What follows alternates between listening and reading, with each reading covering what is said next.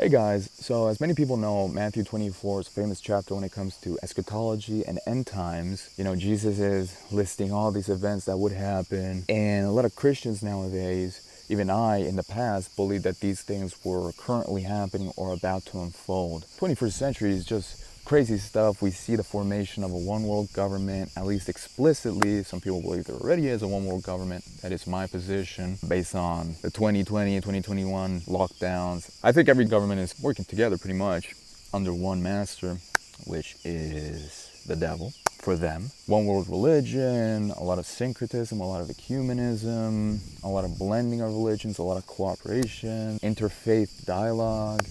We see all these religions kind of predict the one world leader, which for Christians is going to be the Antichrist, and also a type of one world economic system with digital currencies, the mark of the beast, brain chips, microchips, whatever, which is not in scripture, by the way. Like, these are modern interpretations that are just not in Revelation. I mean, Revelation is talking about horses. Like, Babylon the Great has horses and chariots.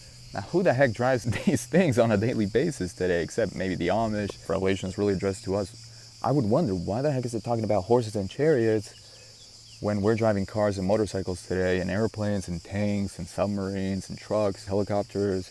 It makes literally no sense. So clearly, a lot of the time, what readers do, first of all, they try to see scripture like it's all about them. No, first of all, scripture is all about Jesus, but we also have to consider who the audience is. So this brings us to Matthew 24. Now, who is Jesus talking to? He's talking to his disciples, to that generation in front of him, those people alive at the time. His audience, he's saying, ye. Like, he's constantly saying, you guys, He's not saying them 2,000 plus years later. So when Jesus says in Matthew 24:34, this generation shall not pass till all these things be fulfilled, like, at the time, I would kind of say, well, this generation actually means that generation. But nowadays, I believe what the text says. It says, this generation shall not pass. I believe that generation saw those things occur, that first century generation, all right? This position is the best eschatology I've found. You will not find anything better out there.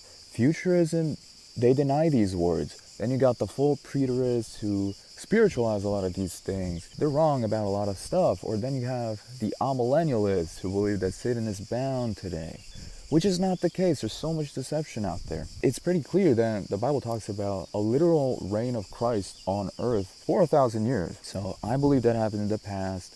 I believe that Jesus came back quickly, soon, shortly. His return was at hand. The day of the Lord was near, was approaching, it was close, very close. That's what I believe nowadays. What are we believing at the end of the day?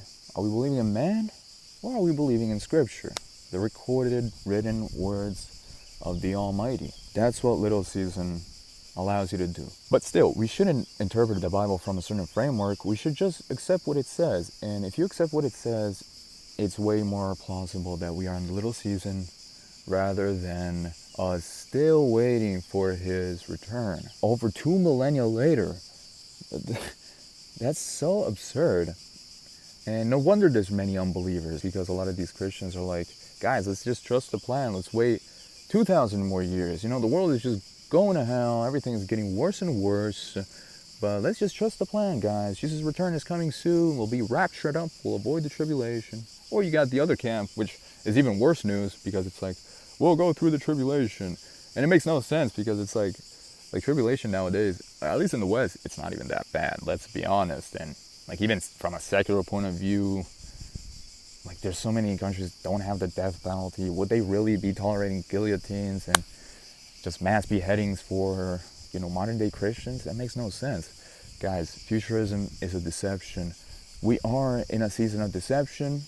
The question is, are we before or after the millennial kingdom of Christ? There's a lot of evidence, not just scriptural, but also outside of scripture, just based on our architecture, on the manipulation around us, that this reign was past. I believe the Dark Ages, which were about 1,000 years, were the ages of light, all right?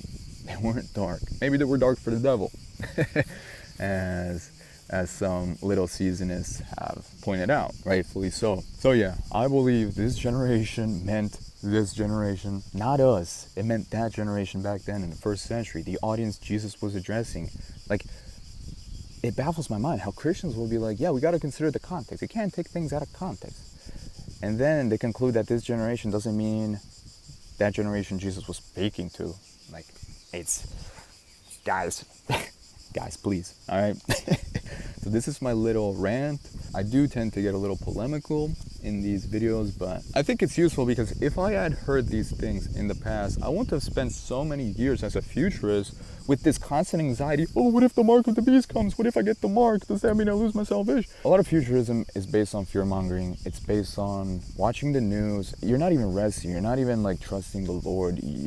There's so much anxiety and stress, and this just end times, post-tribber mindset of, we gotta prep for the apocalypse, or the pre-trib lunacy, which is even worse, where it's like, guys, the rapture could happen any second now, we could...